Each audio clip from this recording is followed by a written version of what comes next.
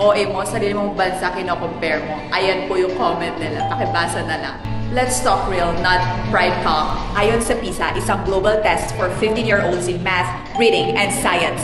Ang Pilipinas ay kabilang sa bottom ranks. China, especially students from Beijing, Shanghai, Jiangsu, Zhejiang. Number 1 consistently.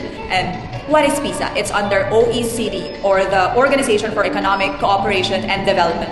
Isang trusted international group na nag-aaral ng education and economy ng mga bansa worldwide. So this is not opinion. This is global data. 中国学生最厉害，在全球排第一。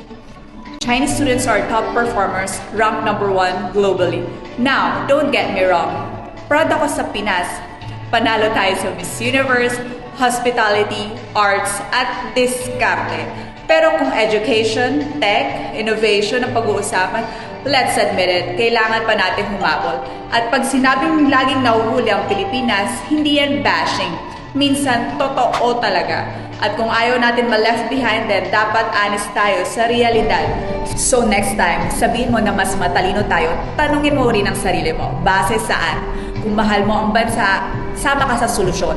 Hindi lang sa papure. May maidadagdag pa po ba kayo?